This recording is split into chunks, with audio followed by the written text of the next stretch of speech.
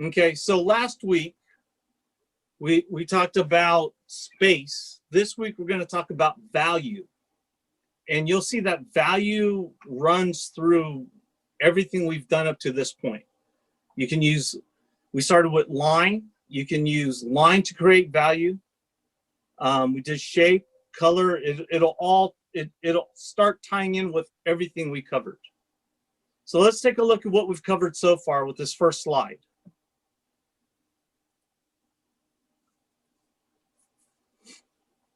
So we did line the first week, shape, if you've been here through the whole series, color, texture, and form, we did that together. Last week we did space, and today we're going to cover value. Is anyone familiar with the value scale? Has anyone studied? Oh, good, Tater. Laura, are you familiar with the value scale? Good, good. So let's take a look at the value scale. So the value scale, it's also referred to as tint or shade, illustrates the variation of light and dark in your drawing, your painting. Generally, if you have a color and you add white to it, it lightens that color up. So if you wanted pink and you had red, you would add a little white to the red and it'd start giving you pink. That would be considered a tint. If you started adding black to that, that would make it darker, and that would be considered a shade. The value in art is a quality or value of light and dark or certain shade or tone. So when you look at the value scale and break it down even more, like this next slide, your value can break into lights, halftones, and darks. So you basically can have what that's breaking into. You can have lights,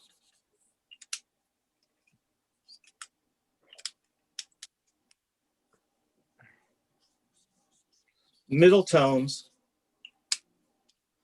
and darks. And by using these, this will help this will help you break up your space on your drawing. This will help you break up foreground, background, what you want the eye to see. In any piece of work, your eye will generally go to the place that has the most contrast.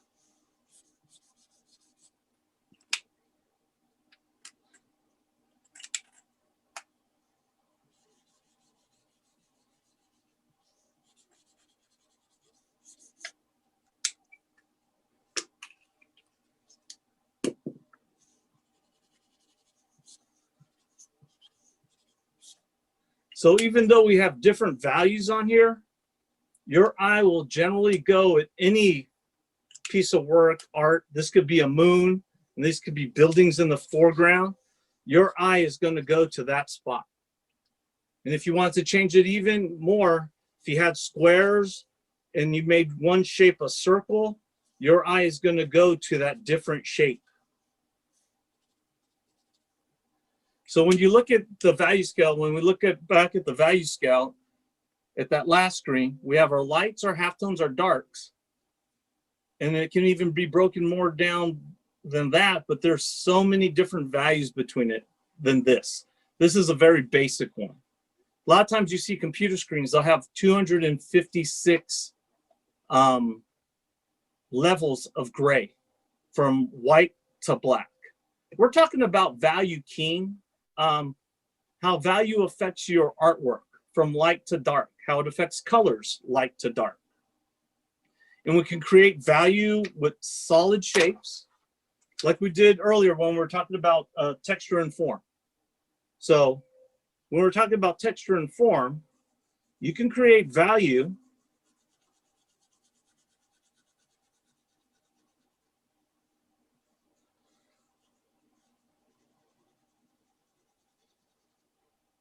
with strokes. You can create value with hash lines.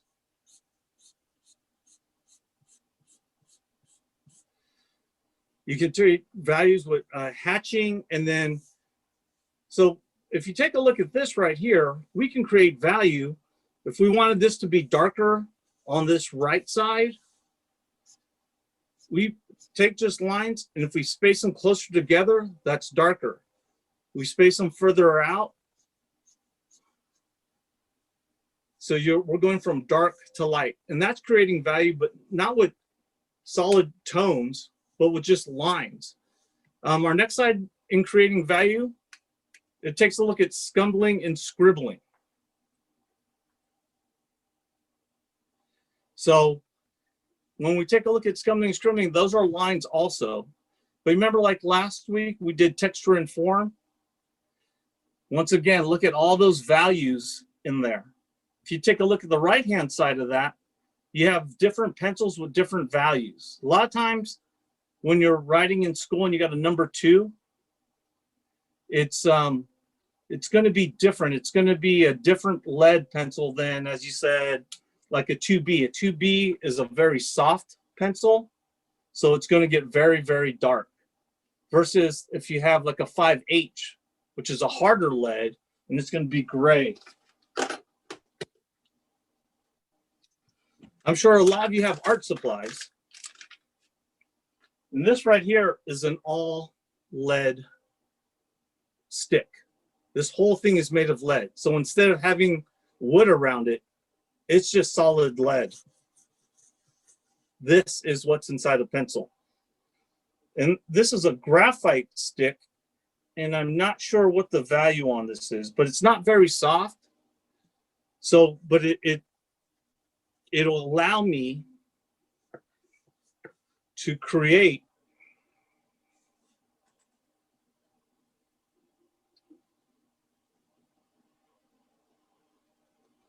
nice shades. It'll allow me to control it so I can blend it if I wanted to. Now, today's class is going to really focus on control. Like anyone can do a line, but with that same pencil, can you make a really light line? Can you make a really soft, sensitive line?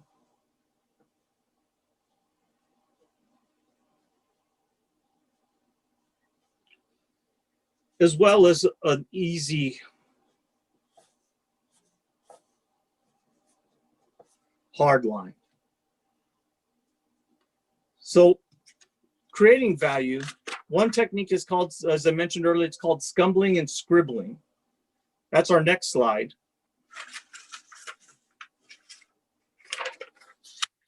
And so you can see, you can create value with all kinds of stuff. Sometimes when I'm drawing, I'll start scribbling. I have an idea of what I want the character to look like. Like if I'm not really sure about the anatomy of a gorilla, I'll just, okay, well, I know the gorilla has a head. Let's get a new piece of paper.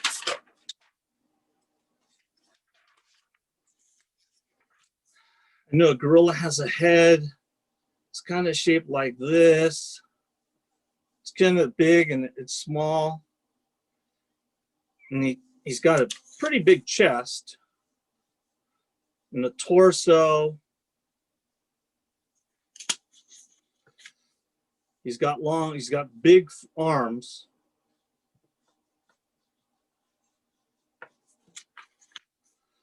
May even have them sitting down. As you see, a lot of times gorillas are squatting in the forest. And from here, you can just, I know his eyes are over here, and you can start shading things in.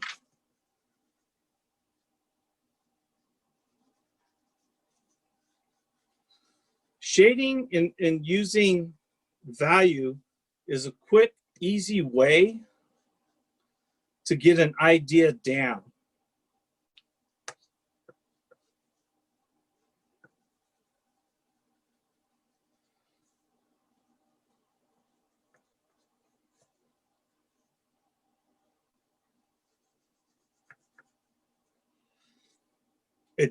It's enough to go take a look at it and say, okay, it's a gorilla. But see, if you use shade right in value, you can really get your drawing across and message quickly without having to draw every little thing that you think you need to draw. It's like if you're drawing a face. Well, I know the nose is someplace about here. So just by using value, if I put a little shadow there, and I know there's a mouth here, and I put a little shadow underneath here, they have a bottom lip, and there's generally a shadow there. Just by shadow alone in value, can you see it kind of taking place? They have an eyebrow here, and then you have your socket here.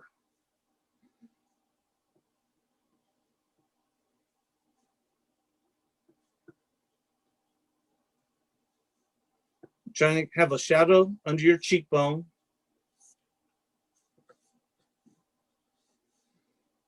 Usually a shadow under your chin and under your jaw.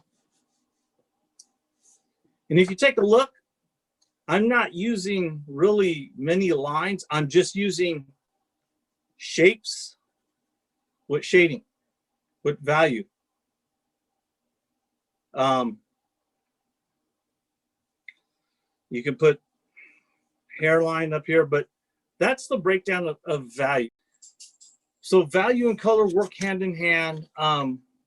There's a relationship between value and color. Now, if you think value in itself, if you take a picture of a drawing or a scene and you have somebody standing in it,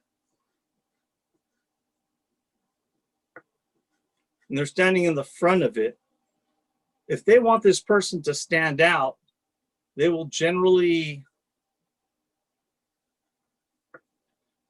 have a mid value or darker value behind them. And if they want other things behind them to not compete, but add to the artwork,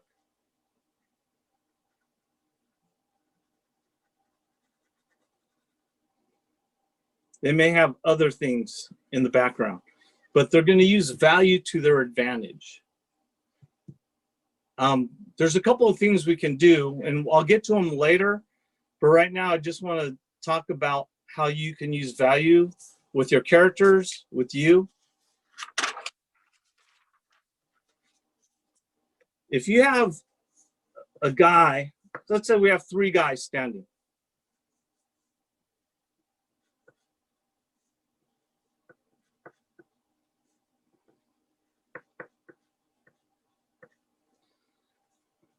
One's maybe holding a briefcase. One maybe has a cane. This one maybe is wearing a hat. So a couple of things we can do if we have 3 guys standing here. With this, there's not really much value in it. But we could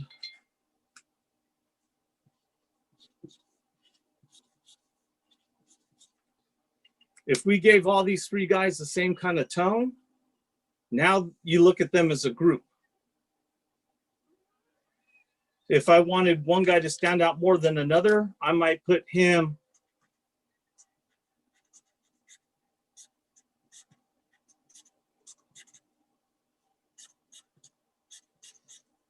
with black pants.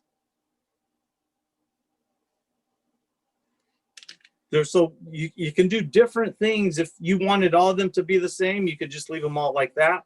If you wanted them all to stand out, value also works with color. So when you look at a painting or drawing,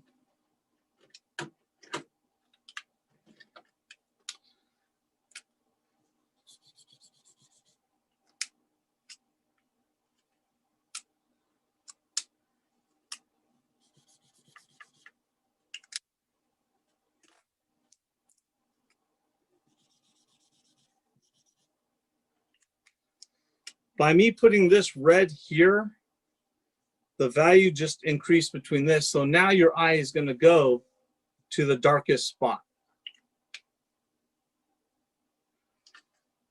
So I have a couple of challenges for us today, and we're going to get to them later. One is to do a value scale, and it could be a gradient value scale, which goes from dark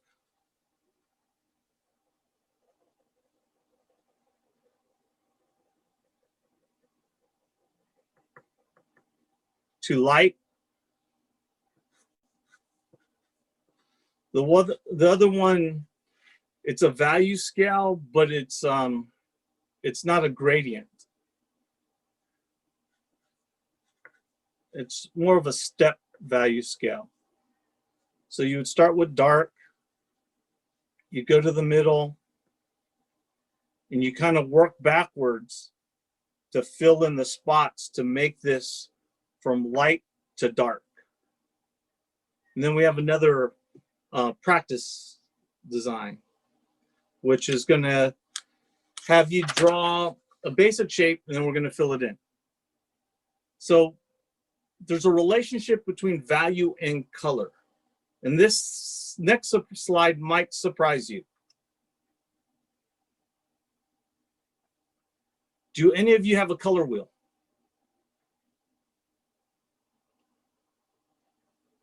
Do any of you know what a color wheel is? Do you have one? Color wheel is awesome to have. They have some basic ones and they have some simple ones. This one right here, it's pretty cool because it'll tell you if I have blue and I want, suppose I want a blue violet, it'll tell you to add blue. If I wanted violet, I would add white to that, and so on.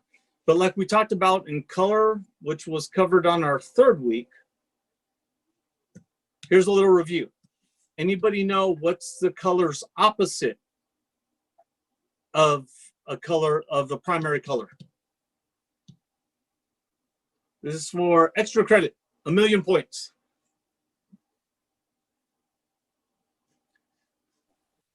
Good job. Complimentary. Yes, Lily and Heather. You guys get 1,000,000 points. The question was, what is opposite of your primary color? And it's your complementary color. So on a color wheel is great to have because if you can't remember it, you could just look at it and it'll give you the answer right away. So the opposite of blue is orange. So if you want, like we talked about in color, because now that we've covered all these different things, when we talk about things, I'm going to refer to the lessons we had, and you'll see how it all ties in. Now, if you get blue and orange, if you mix blue and orange, do you kind of know what you get? Because they're opposite colors. Anybody have an idea what you get? You kind of get a brown. It's like a muddy brown, a dark brownish gray. And that's true with any of the color of the opposite colors. If you green and red, if you were to combine them, that would give you like a muddled brown. If you don't have a color wheel, I suggest getting one because they can be really, really beneficial. Okay, so let's go back to the slide with the value and color. Okay, now the value might surprise you that the value of color, so if you take a look at the value on the right, the color wheel on the right, and you were to convert that into a grayscale, black and white, you would get that on the left. And you see how some of the colors almost have the same value that you can't really, if it wasn't for the color, you couldn't really tell that yellow and the yellow orange were right next to each other.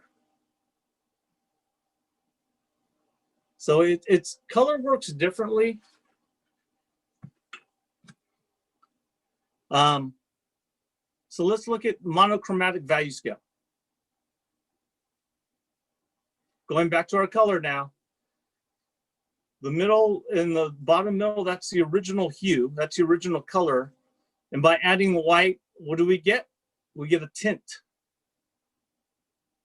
And white is added to create a lighter version of the color. And then if we add black to that, we get shade. Have any of you ever done a monochromatic painting drawing? That's where you basically use the same color throughout the whole painting or drawing, but different values and shades of it. So you might use blue, but add different values, different amounts of white and black. This next slide shows us examples of monochromatic painting. Monochromatic painting or drawing. Now, both of those drawings, paintings, are used with only one color. The one on the right is blue, and the one's more on the right is like a brownish sepia. And then grisale is a term when if they're only just using grays, like if you were to do an ink wash and just use grays. Sepia, S-E-P-I-A, sepia tone.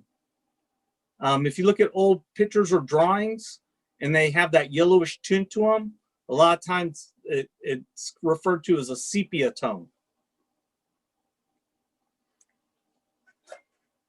So anybody have questions about value? Yes, you got it, Lily and Heather, sepia. So let's keep going through the slides, because I'm trying to teach you how important value is. So if you take a look at Calvin and Hobbes or the old Charlie Brown cartoons, the value of value, it refers to the lightness or darkness of a color.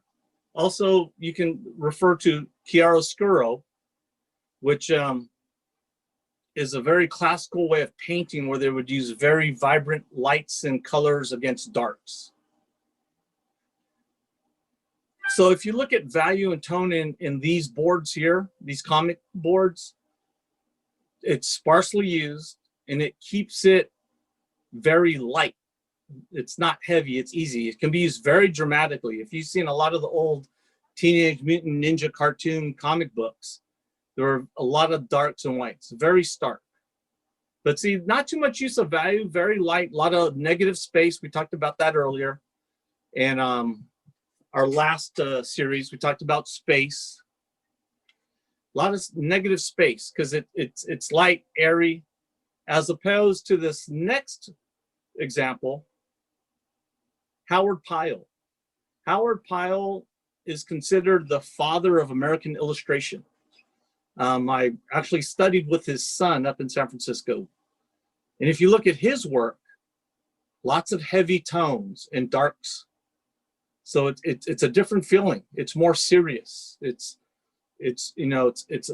versus like a light editorial cartoon. Here's an example I pulled from Tangled.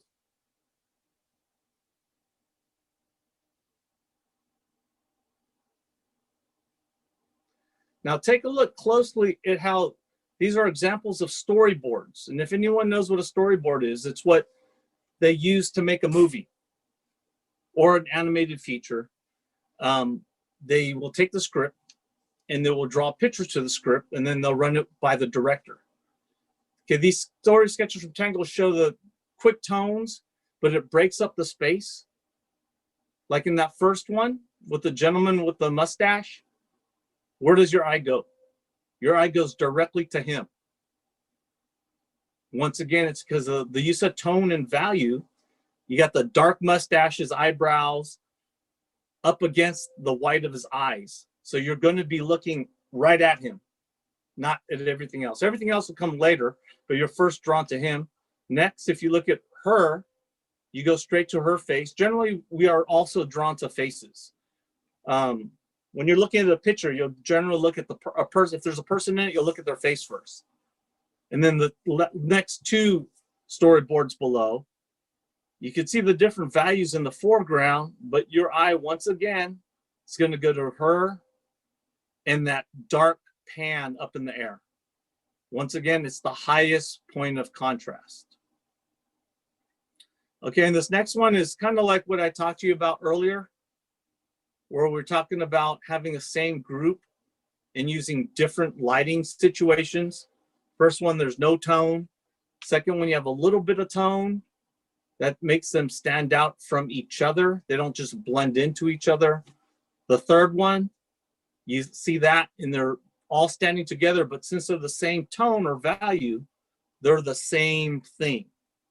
And then the last one, they're separated from the background, but if you notice one thing, the guy with the black tie and the white highlights, he's your focal subject. That's where you're going to look to, because it's caused by contrast. Okay, so here's one of my exercises coming up. It's called testing your shading skills. How good are you at shading? You can follow me along with this, or you don't have to. But if you are as good as you want to be, you want to challenge yourself to practice. You know, don't just draw what you know, which is, you know, you might be able to draw a couple of cool characters or whatever it is you decide to draw. Have you practiced shading? This is the easier. I have 3 of these. This is the easier of the 3. So if you want to follow along, you can. But basically, we're just going to do an exercise in shading. I'll start it out, and then you can continue with it, and you can show it to me at the end, or you can move on to the next more challenging ones if you want. So this one. Darrell, Harley just raised his hand. Yes, Harley, you have a question, sir. Yes, can you show that slide one more time? I tried to get a screenshot of that thing that you just showed. If we could go back to that real quick, Scott, thank you. Okay, hold on a second. I'm going to give it a screenshot just real quick. Now, Harley, yours doesn't have to be perfect. Okay, thank you. Thank you, Scott. Did you say that mine doesn't need to be perfect? It doesn't have to be perfect. One of the things I want you to learn, at least when I'm teaching a workshop, is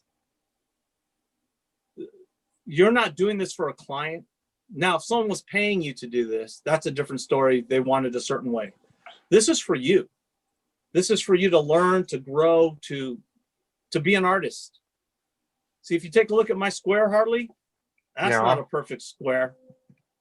It's a square I made, and there's more than, as usual with me, there's more than one line to make that square.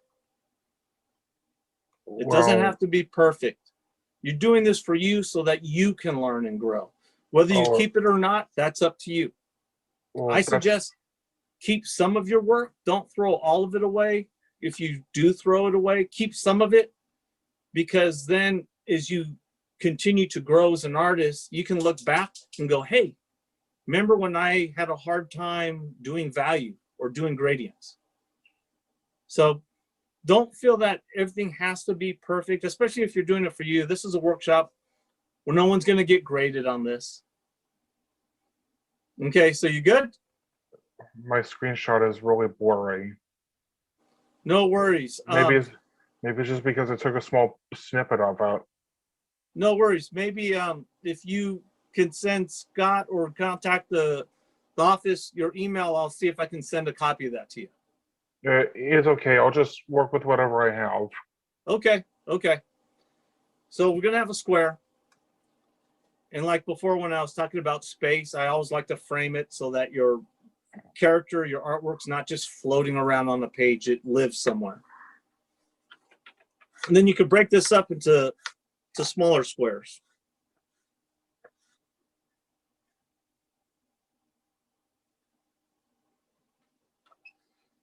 And then from this, I'd say make a design. I might, make a circle. You can make whatever you want. You can make a triangle.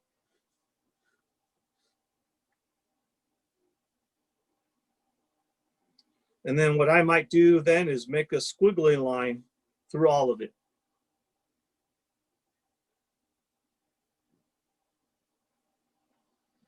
Now, when we talked about value, we went from light to dark. And then we had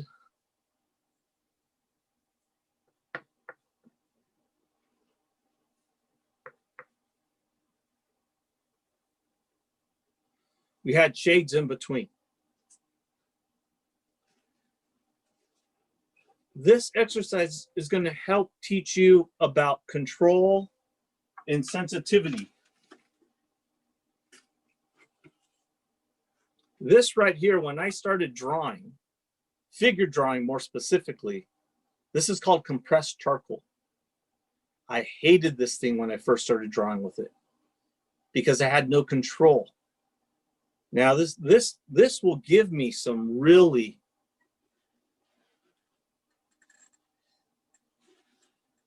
dark lines. This can give me some really dark lines. But see, if you look at my fingers, it gets real messy quickly. But also this same charcoal can give me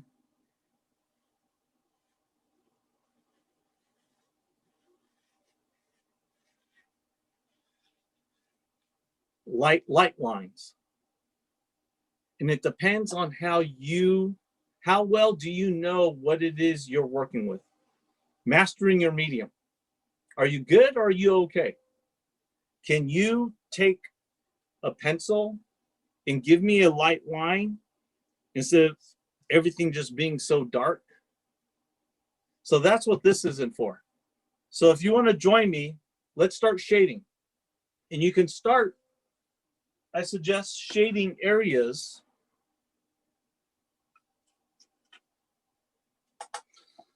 anywhere you want. But keep in mind,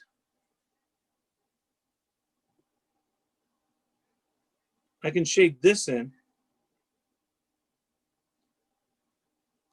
That's dark. It's not a 10. That's about an 8. So when you have colors, what do you want? What creates interest? Contrast. Now, if I made this a 9, let's see what happens.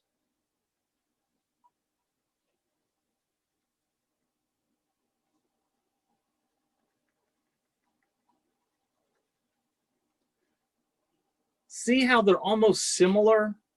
That it's kind of like, so what? But then if you come next to it and you put like a 2 or a 3, that creates interest. And even more interest can be created by, well, what if I went from here and I went from a 9 to a 7? Do you see the gradient, how that gradually changes? How much control do you have over your pen, pencil? Now, if you're using a pen,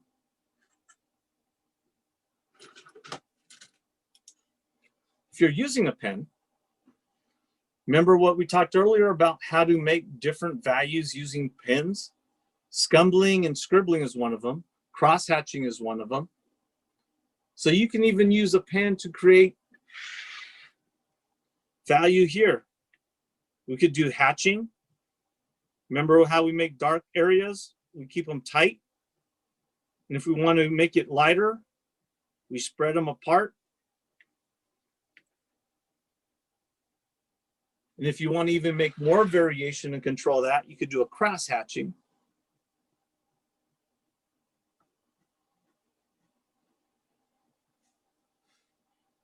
But see how it goes from light to dark? And if you want that even darker, you can cross-hatch against that again.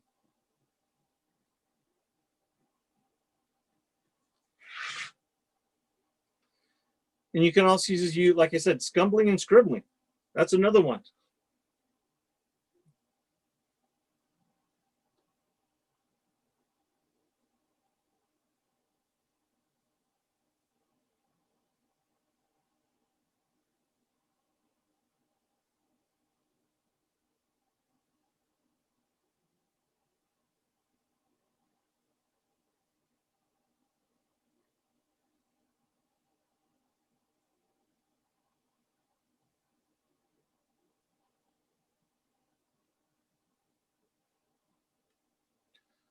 And it creates our different value. So the density and the closeness of the lines will affect your work. You can use, if you want to change it up and do multimedia, if you want to throw a marker in here.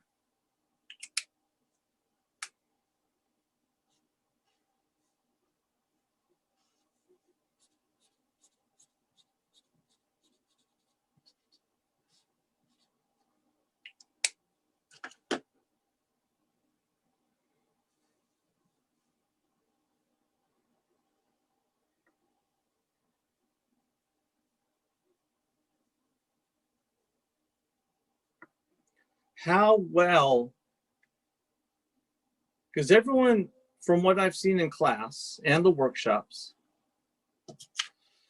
everyone can draw. I've seen your work. You guys draw very well.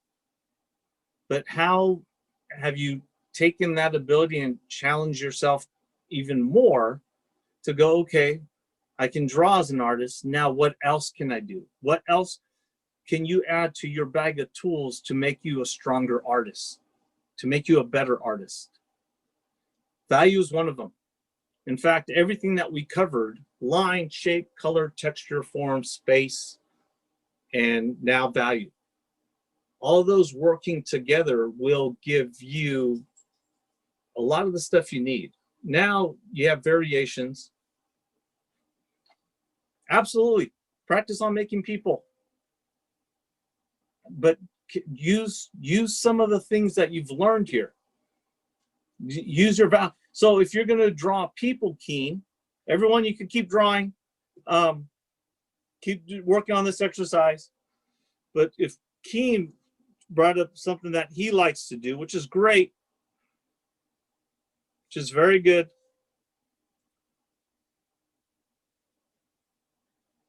But how can you use value with people, Keen? How can you use, especially the storyboarding stuff that we're talking about, how can that be used to help you when you're drawing people? I'm going to show you using value. When I go out and I draw, I might go to a park and I might see someone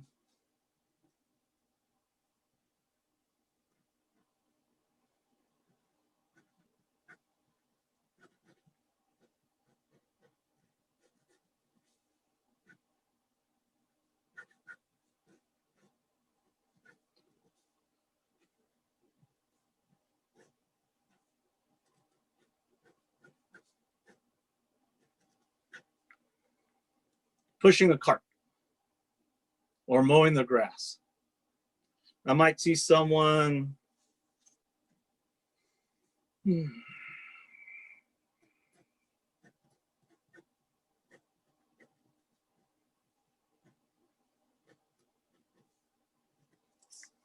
reading a newspaper. Maybe a lady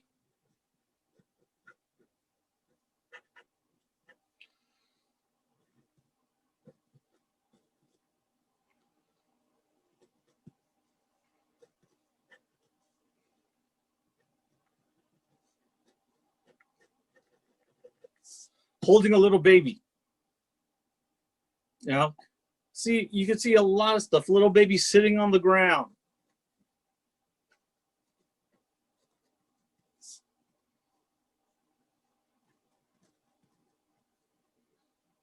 Maybe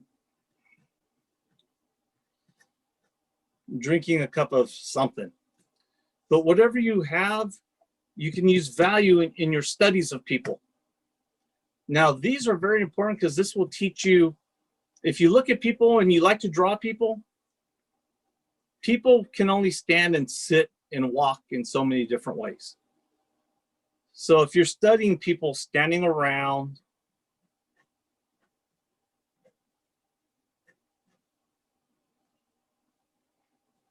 maybe leaning on a pole, maybe leaning on a bus stop,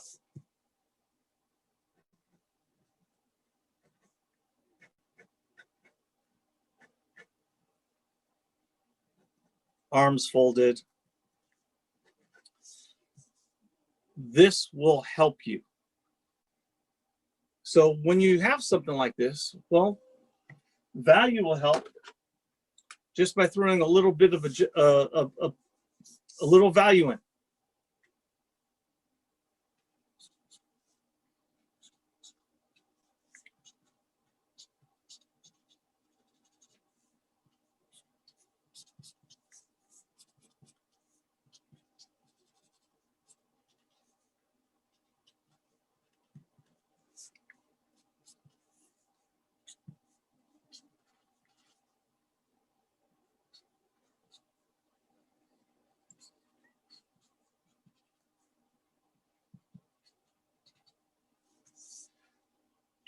And just by throwing value in, look how much more interesting it makes the drawing look. You can add a little extra value if you want to give it a little more extra dimension.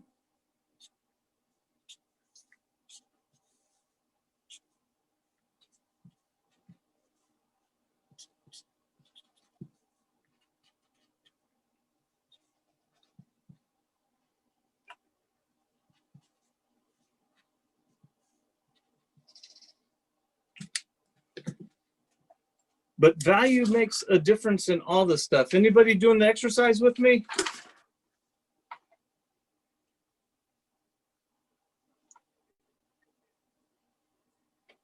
Anybody working on value?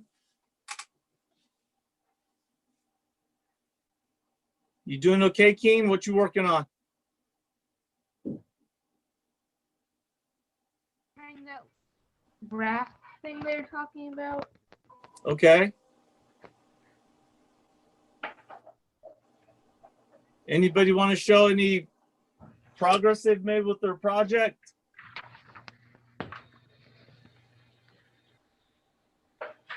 Okay, and here's another one. It's this is the last, well, these are a couple of the last ones. Evie said she can show. Oh, that'd be great.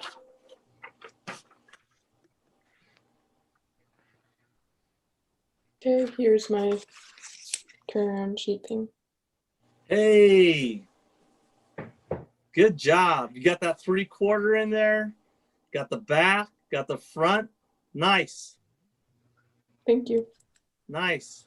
Thanks for sharing. Tater, I think you said you had something to share before we finish class. We got about 15 minutes left.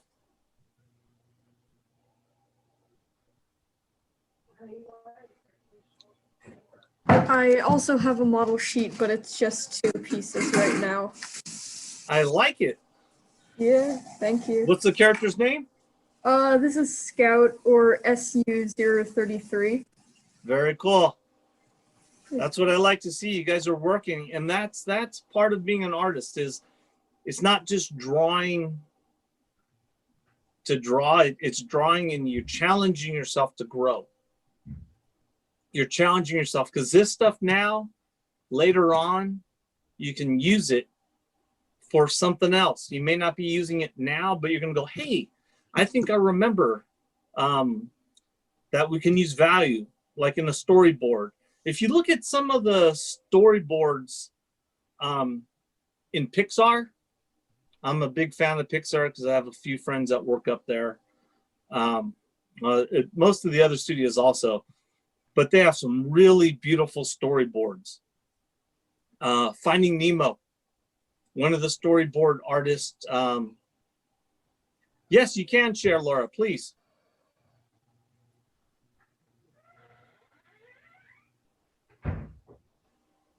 Hey, nice model sheet.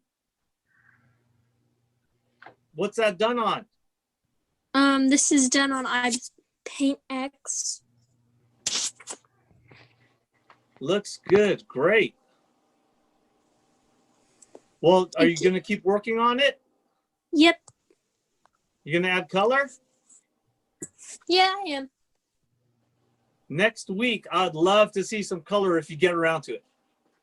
That looks great. Thanks for sharing. We have a couple others who'd like to share. Oh, please. Let's see. What else you guys got? Hello, ladies. Hi, Lily. Hi, Heather.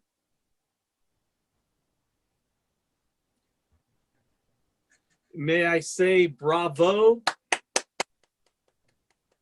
Bravo. Thank you. Very good. Nice. It's exactly what I'm talking about. It's good job, ladies. Thank you for sharing. Thank you. There was an Thank you. example that a lot of fine artists, the master artists, worked with shading. And it'll help you work with that sensitivity, especially if you guys try to start doing stuff like with charcoal or a graphite stick, because you only have one. Now, if you have some artists, like that example I showed you earlier, have multiple leads with different values and weights. So you got a harder lead and a softer lead that gives you dark and lights. That's one way to do it. But to really be able to make it easy on you is to try to be able to do it with one piece of charcoal, one pencil, so that you know what you're working with. So you can go from a light line to a dark line. Now, when I'm doing this, what this refers to,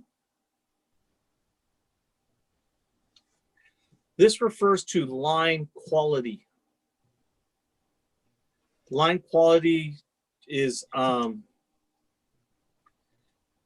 art of being to draw and be confident about what you're drawing.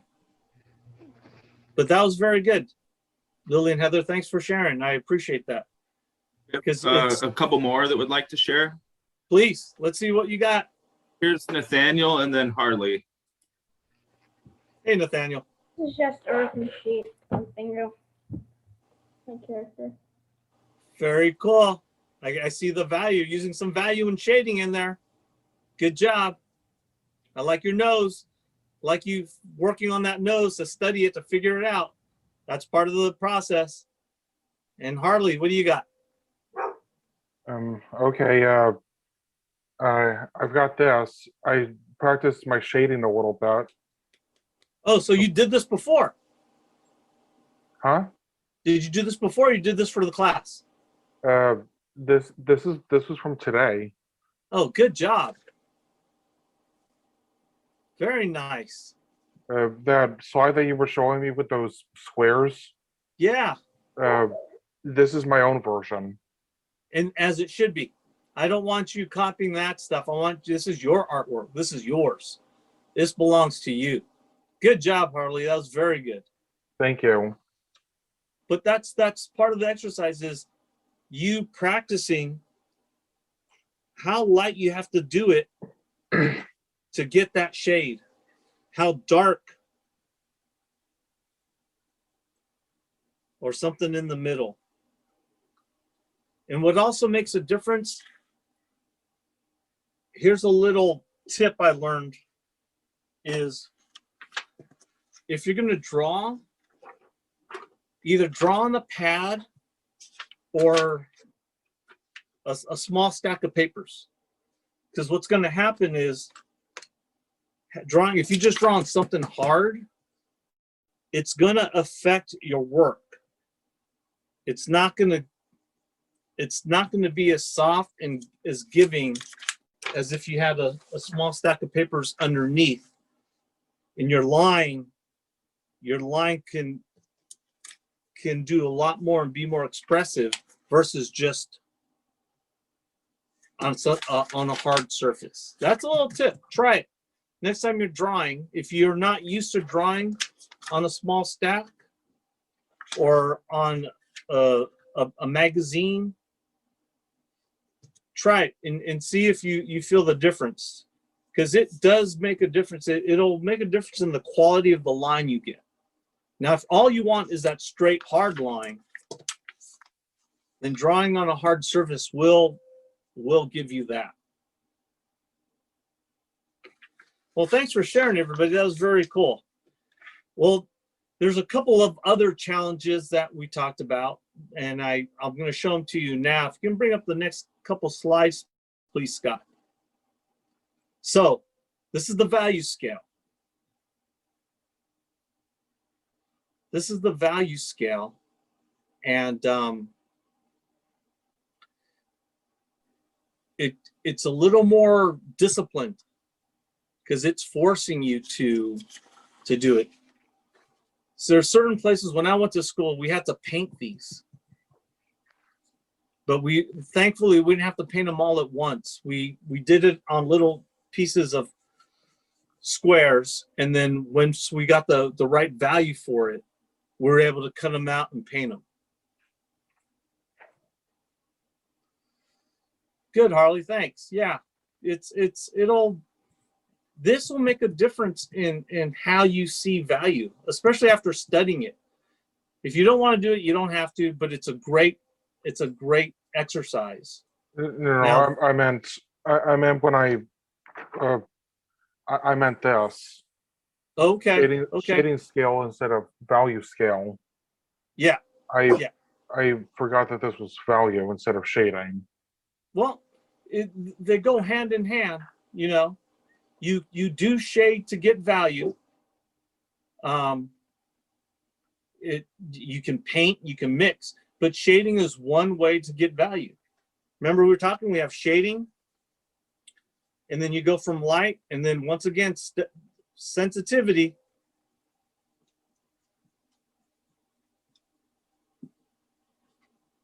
So you go from dark to medium, and then fade into light. That's a gradient.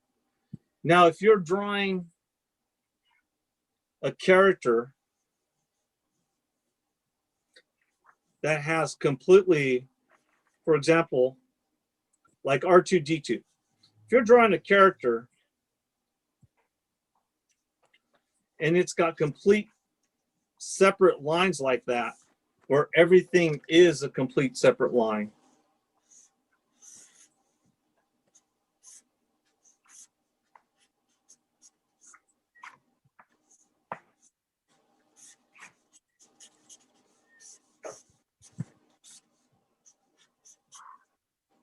and you want it to have that flat comic book style. R2-D2 is not orange, I know. That's the closest thing I have right now. You can draw that and just keep everything flat. But if you wanted to make it more dimensional, and suppose you wanted to have a curve on this, then once again, you could use your techniques that we talked about. So right here, the technique that I'm using right here is from shape. We're talking about shape and form, where I'm leaving this area out because that's going to be a highlight. And you can use the white of you don't have to use white paint. You can use the white of the paper to create your highlight ahead of time if you know that's what you want. I could put, this could be a core shadow. We talked about this in form.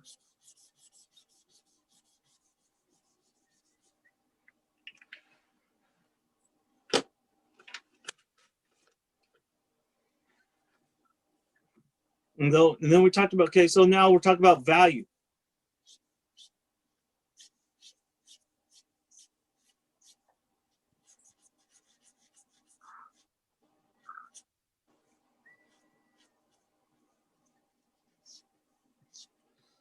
So using that value,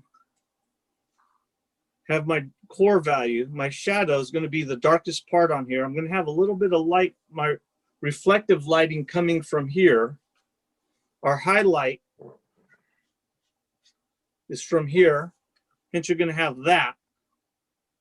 And then you're going to have your form shadows. But this is, once again, like I said, how this is all going to come together. Value plays a part can play a part with line, shape, color, texture, and form. If you have, for color example, here's an example with color. If you have color, suppose someone had orange hair.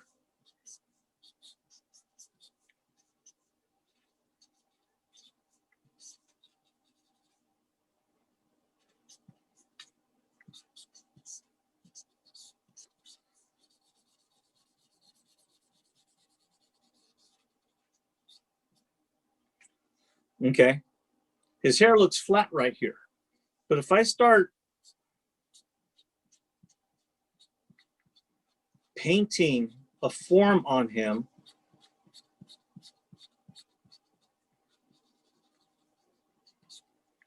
his hair, once again, this is dealing with texture. See how this is all coming back? We're talking about value, color, form, texture. And if I wanted to make it even more, have more depth, I can get a darker value.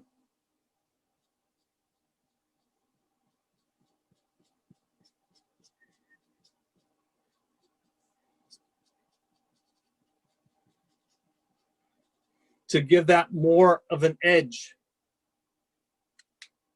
So it all ties together. And just keep working at it.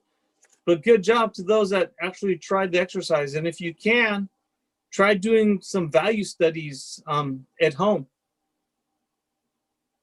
Try doing some exercises. Look at storyboards. Look at how they separate the space.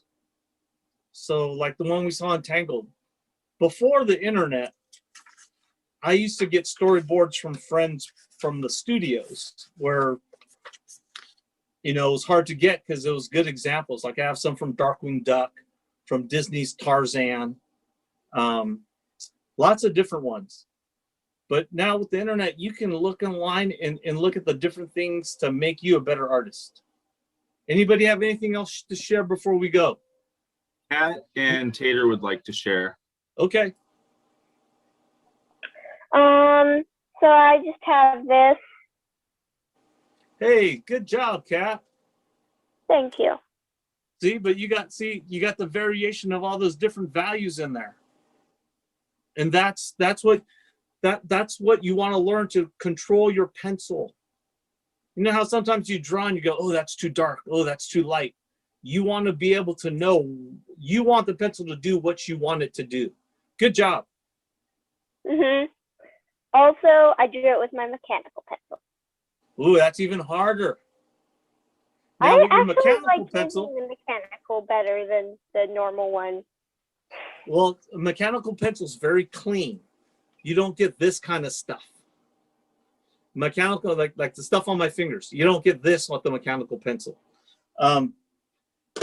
But like a mechanical pencil, you could try getting different values through cross-hatching, like we were talking about.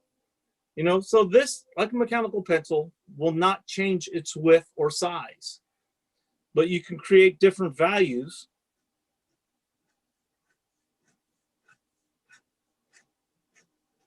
by varying the lengths and the distances between the lines.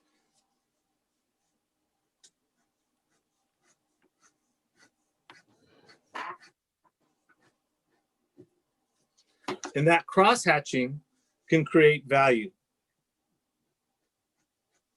I will bring examples next week. A friend of mine who does amazing ink work. He just did a cover for Spawn. Beautiful, and it's all black and white in cross-hatching. Someone else want to share? Tater? What do you got, Tater? This is what I did for my value scale testing. It's an older character I have. His name is Edwin, and he doesn't have a face. But yeah, No, that's good. But that's a good use of value. That's a good, so you know those areas where you have, Tater, I couldn't see, is there much detail on it? Tater, do you have much detail on, like, around his nose and whatnot? Yeah, kind of, I guess. Okay. Because what you could even do later is if you feel comfortable, Because you have those, you have those dark areas like by his nose. If you wanted to do it and you felt comfortable, you could even go in there and just hit little spots.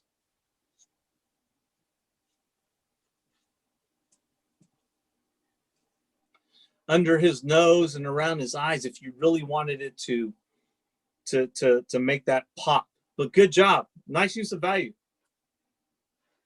All right, everybody. I think we're about to wrap it up unless someone has any questions. You good, King? Nathaniel? Tater, good job. Kat, thanks for sharing. Evie, awesome to have you as always. Laura, Harley, good to see you. George and Victoria, thank you for joining us. Did you have a question, Keen? Oh, you're waving that. Okay, Keen, thank you. Next week, we're going to try to cover all of this together. And think of if there's anything in particular you want to work on and I can help you with, like a personal project. All right, everybody. Thank you. Have a good day. Thank you, Scott. Bye. Thank you, Darrell. Thank you. Bye.